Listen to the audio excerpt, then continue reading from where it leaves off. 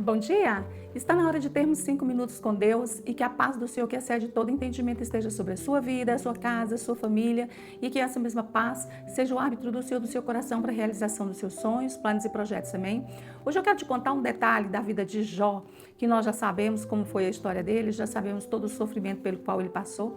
Só que uma coisa que a gente precisa entender é porque ele tinha 3 amigos e esses amigos dele, durante o tempo que eles acompanharam Jó, o que eles fizeram foi acusar Jó. Todo o tempo eles acusavam ele de fazer, de falar e não fazer, de que ele era pecador, de que ele estava errado, de que quando ele se defendia dizendo que não tinha feito nada que justificasse passar por aquilo, eles então achavam que ele era soberbo, que ele era orgulhoso. Então, toda a narrativa da história de Jó vai ser os amigos dele apontando falhas dele, depois dele sofrer tudo o que ele sofreu. Ele perdeu os filhos, perdeu todos os seus bens, perdeu toda a sua riqueza, ficou com uma mulher que murmurava no ouvido dele e ainda todo adoentado. A pele dele era toda cometida por lesões, que ele se coçava com cacos de telha. Então esse homem ele passa por uma situação difícil e ainda vem mais 3 pessoas que se chamam amigas para destruir a vida dele. E ele chega a um determinado momento em que ele vai fazer uma petição, aliás, não é nem bem uma petição, ele vai fazer um comentário, e esse comentário que ele faz naquela época é o que nós hoje temos de sobra e não damos importância. Nós temos o hábito de, quando não temos, reclamamos, quando temos, não damos a devida importância. Achamos que aquilo ali se torna normal, então acaba que fica sendo sem valor, sem agregar valor nenhum. Esse homem, ele viveu antes da época de Abraão. Então, ele está muito lá atrás, muitos anos, muitos séculos antes da vinda de Jesus. E diante de tanto sofrimento e de tanto aperto que ele vem passando, ele vai falar assim, porque ele era um homem que ele era temente a Deus. Ele era um homem que tinha compromisso com Deus. Mas agora parece que Deus não ouve ele. Então ele se sente assim, Deus não me ouve, Deus não está me ajudando, o que eu posso fazer? E ele vai fazer esse pedido aqui. O livro de Jó, capítulo 9, versículo 33 até o 35, e ele fala assim: se ao menos houvesse um mediador entre nós, alguém que nos aproximasse um do outro, ele afastaria de mim o castigo de Deus, e eu já não viveria aterrorizado. Então falaria com ele sem medo, mas sozinho eu não consigo fazer. Quando ele fala dessa forma, ele está querendo alguém que intermedia entre ele e Deus.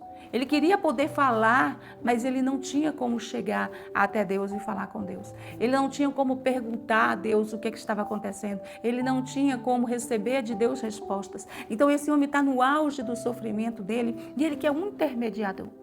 E nós hoje vivemos uma época em que nós temos tanto Jesus, que é o nosso intercessor junto ao Pai, ele está lá à direita do Pai, ele intercede por nós, como nós temos o Espírito Santo, que também intercede com gemidos inexprimíveis. Jesus é nosso advogado e o Espírito Santo leva nossas causas para o Senhor. Porque quando nós oramos e nós não sabemos nos expressar, o Espírito Santo que ora para Deus, a Deus, como Deus quer ouvir, como Deus ouve. Por isso que muitas vezes nós não recebemos os nossos pedidos, porque nós não sabemos orar como o Senhor quer. Nós não sabemos orar como Deus recebe oração. Por isso nós não recebemos.